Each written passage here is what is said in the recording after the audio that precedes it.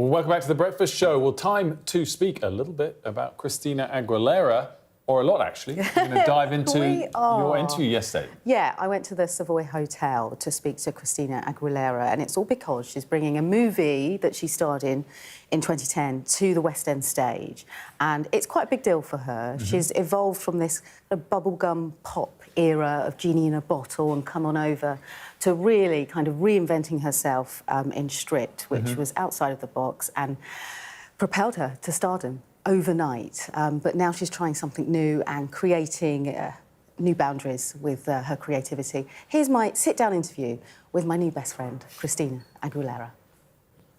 I suppose we have to start right at the beginning, and how surreal it must be for both of you, really, to bring Burlesque, that cult film, that warm hug on a Sunday morning of a film, to the stage. I mean, it must be quite surreal, Christina. I love that, you know, comparison, warm hug. Yes. It does feel like that, even coming back, embracing and connecting with Steven again on such a magical project, to see it being breathed new life into. It's just so beautiful to see the cast of characters and the talent that's on this stage, and to absorb it and appreciate just the fresh takes on things. I love seeing it. I love actually taking a step back in a back seat, because like when you're in it, it's just like, you can't fully enjoy it because you're just focused on the work. But it's beautiful to see you know, the reinvention of something that was so special to us. And for you, Stephen, just talk to us a little bit about why you decided to do this now, in particular,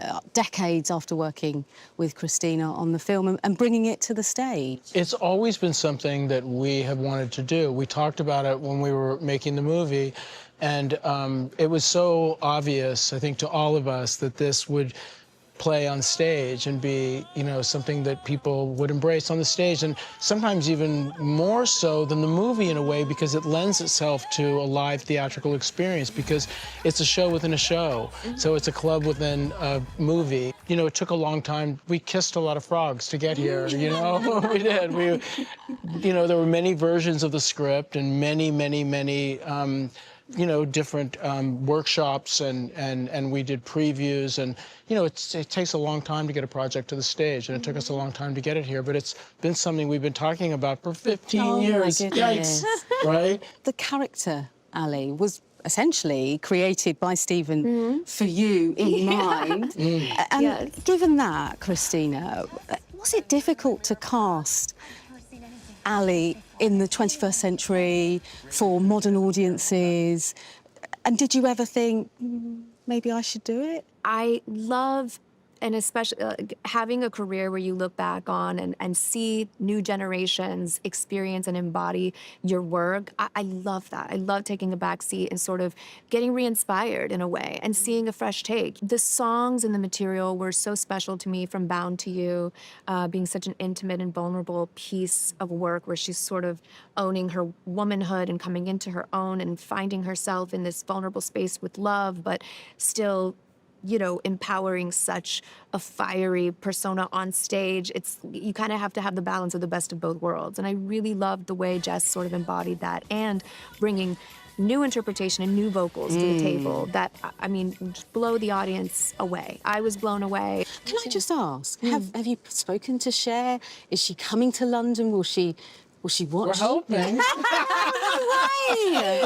I mean, yeah, she's always welcome to grace us with her incredible, iconic presence. And I'm just so grateful that I had the time in the movie with her. I mean, looking back, it's just like, did that even happen? We can't not talk about your amazing career as this solo artist, from Jeannie, who you know I've played to my daughter in the car, so to Stripped, which was you stepping outside of that bubblegum pop. What do you remember of that time, stepping outside of the box, with Beautiful, with all of these iconic tunes that made you different? It was important to me that I stepped out on my own and reflected all sides of me as a woman, embracing my sexuality and sensuality, and my body, and everything was stripped to dirty, which was so fun, and I just loved those chaps, and everything about that was just so Did you always fun feel and supported raw. back then?